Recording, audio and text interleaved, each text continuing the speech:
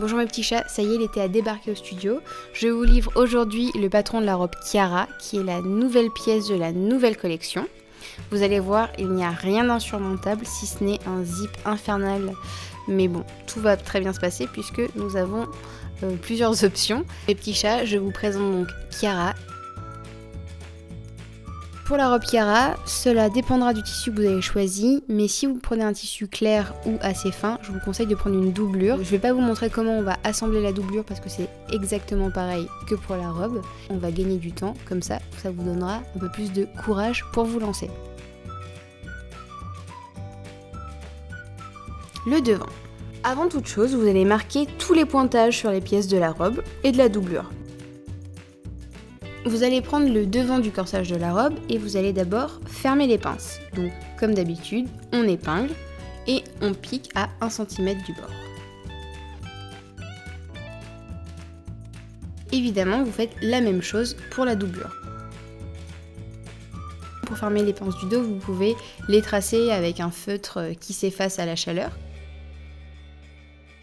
Donc, une fois que vous avez piqué vos pinces devant et celles du dos, je vous conseille de bien repasser pour rendre vos pinces nickel avec un fer pas trop chaud.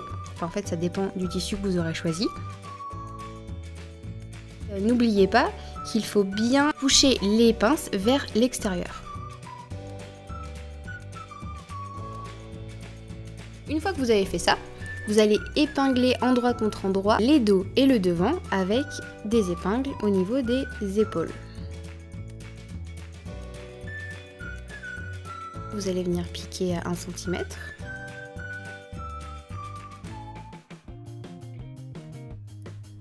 Et vous allez ouvrir vos coutures.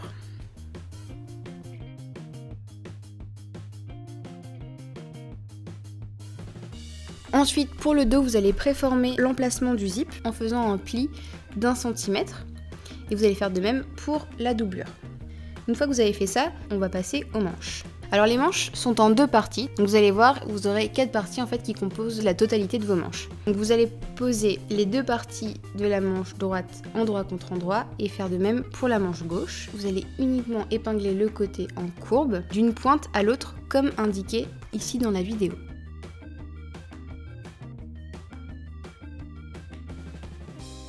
Une fois que vous avez épinglé et piqué, vous allez retourner et repasser pour aplatir la manche.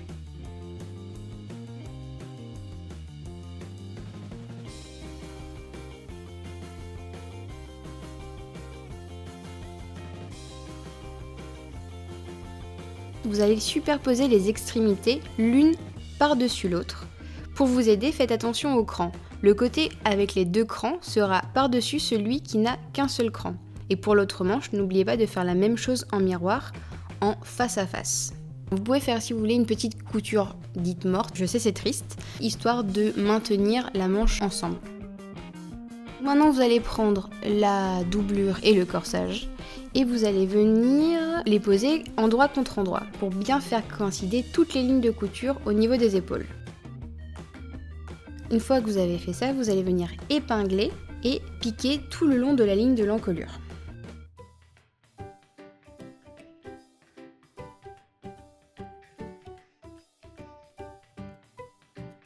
Vous allez repasser votre travail et vous allez en fait retourner l'ensemble et on va passer à l'assemblage des manches avec l'emmanchure. Alors si vous voulez bien faire les choses, vous pouvez à ce moment-là faire une petite surpiqûre nervure le long de l'encolure si vous le souhaitez. Et faites bien attention à laisser 1 cm de libre de chaque côté à l'ouverture du dos pour qu'on puisse glisser le zip un peu plus tard. Alors avant de se lancer à l'assemblage des manches avec le corsage, vous allez préformer la doublure et le corsage au niveau de l'emmanchure en pliant 1 cm et aplatissez bien avec le fer à repasser. Maintenant, vous allez insérer la manche entre le corsage et la doublure de façon à ce qu'elle soit prise en sandwich. Le côté avec les 2 crans sera à mettre sur le côté avant et épinglez bien pour maintenir. Piquez en nervure ou à 0,5 si vous n'êtes pas à l'aise avec la machine à coudre. Donc maintenant on va passer à la jupe. C'est mon moment préféré. On va passer au panneau dos de la jupe, vous allez le plier en deux, repasser et épingler le pli. Puis vous allez piquer à 1 cm au bord du pli. Enfin, c'est comme si votre jupe était en 3 parties, mais sauf que ça sera beaucoup plus simple pour la suite. Pourquoi ça sera plus simple? Et bien en fait, ça sera au moment du montage du zip, vous allez voir, votre jupe sera parfaitement alignée avec le corsage. Une fois que vous avez fait ça, vous allez ouvrir la couture au fer et on va passer à l'assemblage des poches avec la jupe.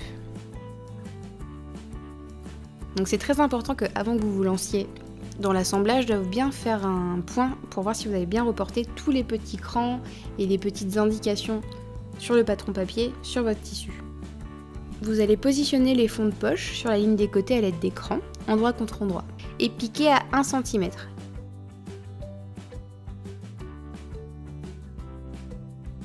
Repassez les fonds de poche de façon à ce qu'ils aillent vers l'extérieur et faites de même pour le panneau avant de la jupe. Vous allez superposer le panneau avant et le panneau dos, endroit contre endroit. Vous allez piquer à 1 cm en suivant bien le pourtour des poches. Vous allez repasser en couchant la couture vers le dos et vous pouvez aussi la surfiler ou faire un petit point zigzag à ce moment-là. Et évidemment, tout ce que je vous raconte là, vous faites pareil pour la doublure. Et la doublure, par contre, vous n'avez pas de fond de poche. Et là maintenant, mon moment favori, le fronçage du haut de la jupe. Faites 3 parties pour vos fronces, juste pour le panneau avant et pour les 2 panneaux dos. C'est-à-dire, n'oubliez pas de vous arrêter avant et après le milieu du dos. Et aussi sur les côtés.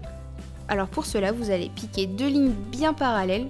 On s'entend, vous allez faire 2 coutures qui ne se chevauchent surtout pas, avec le point le plus large de la machine.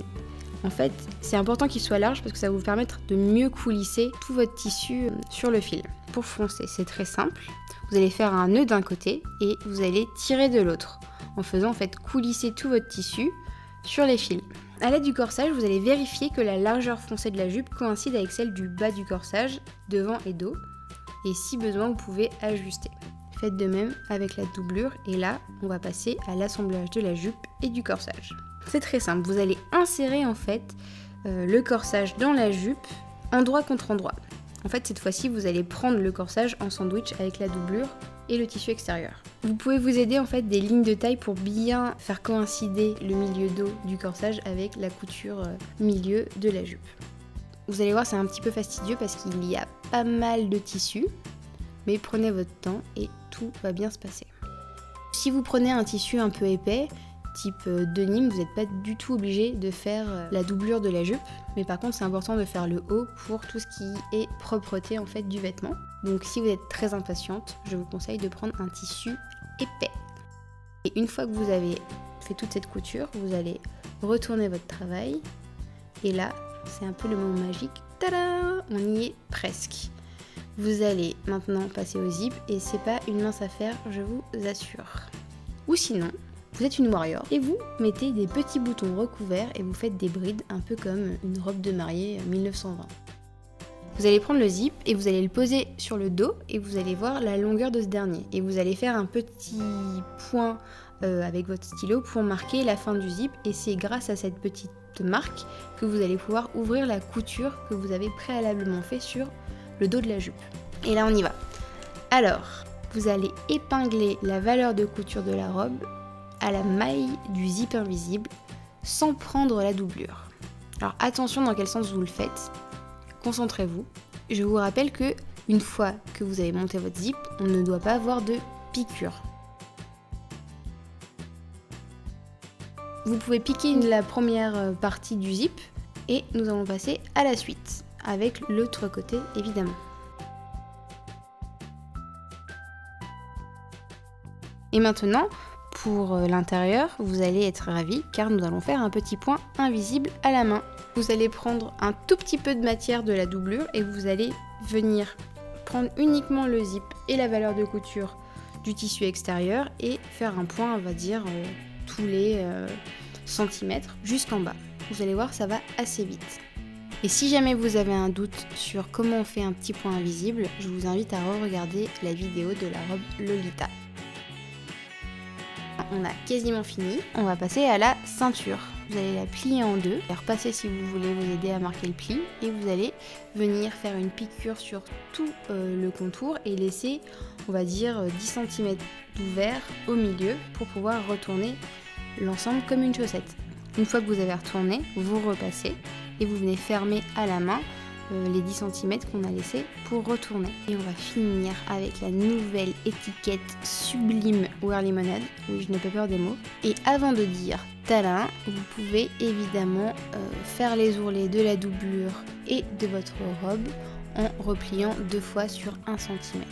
Et si jamais votre zip, vous ne l'avez pas fait venir jusqu'en haut de votre dos, comme moi, vous pouvez coudre à la main une petite agrafe type lingerie tout en haut, ou mettre un petit bouton et une bride. Alors, mes petits chats, je vous rappelle que quand vous avez terminé vos réalisations, vous pouvez aller les poster sur la page community sur Make My Lemonade ou partager sur les réseaux sociaux avec le hashtag Wear Lemonade. Je vous embrasse et je vous dis à très vite pour la petite blouse et le short Carlotta et Falbala des prochains mois.